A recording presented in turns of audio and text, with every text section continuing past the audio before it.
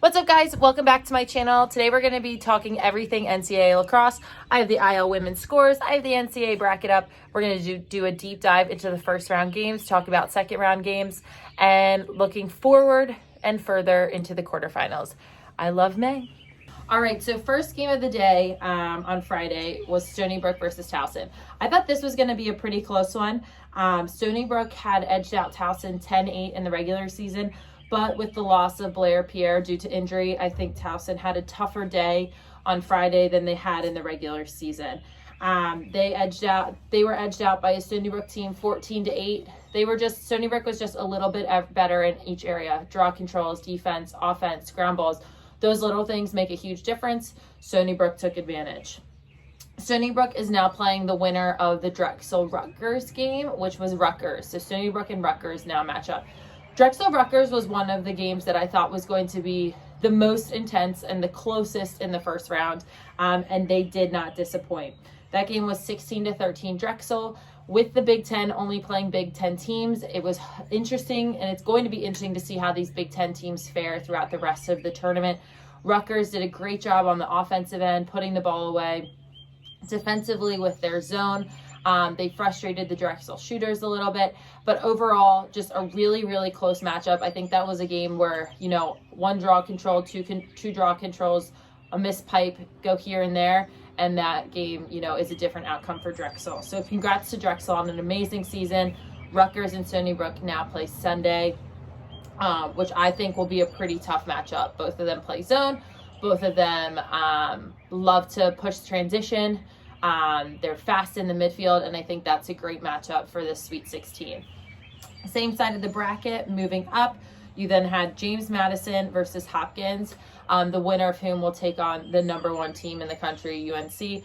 James Madison edged out Hopkins 9-6.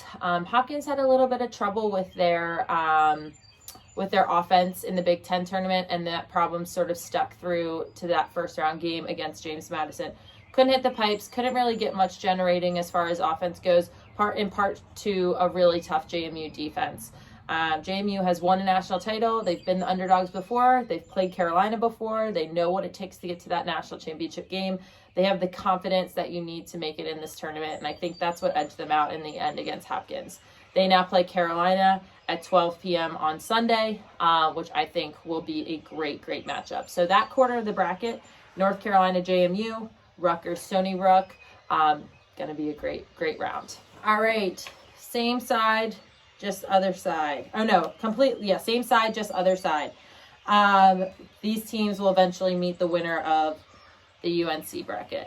So Notre Dame played Robert Morris. They won 16-0, pretty much dominated in every single category on the field. Robert Morris gave a great effort, but just too much defensive pressure, too much offensive firepower, way to handle the draw in the midfield.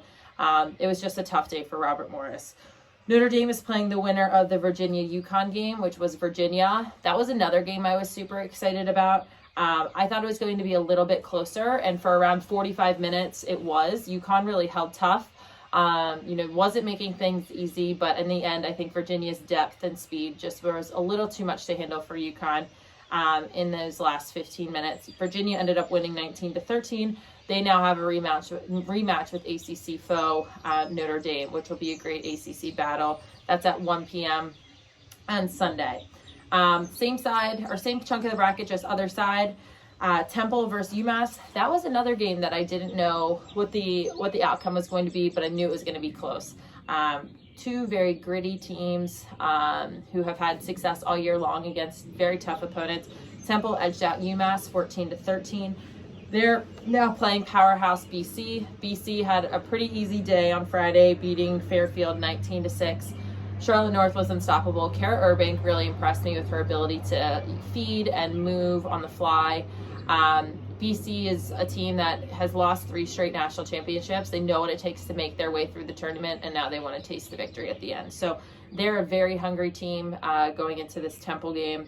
That's going to be a matchup that's going to be really difficult for the Owls, but I think, they could be up to the challenge. So Notre Dame, Virginia, Temple, BC, that's that chunk of the bracket. If I had to bet who's coming out of that, I'd say Notre Dame, BC for another 5v4 matchup in Elite 8. All right, other side of the bracket. So we have Stony Brook Actually, I have Stony Brook, North Carolina, Notre Dame, and VC on one half. Now we're going to look at the other half for this Elite Eight prediction. Loyola and Hofstra played, the winner of which gets Syracuse. Loyola edged out Hofstra 11-9. They were up pretty big in the first half, and then Hofstra fought back. I've played Hofstra in years prior. They're a gritty team. They never give up. Shannon Smith is such a fighter and has instilled that in their players, so I'm not surprised that that was a close game. We're now getting a rematch of an early season game, Syracuse versus Loyola, Sunday at 1. That's going to be I think that's going to be a tougher game than the first time. Loyola is more seasoned. They actually have had games and practices, unlike at the beginning of the season. Syracuse has battled some injuries. So I think that's going to be a tougher matchup than the first round of games that they had. Same side, just a little other end. Jacksonville Vanderbilt. That was a game that I thought was going to be pretty close too. Vanderbilt held tough for a while, but Jacksonville's speed and athleticism, I think, just were too much to handle there. Jacksonville ended up winning 20-12. They're playing Florida, who beat Mercer pretty handedly, 23-5.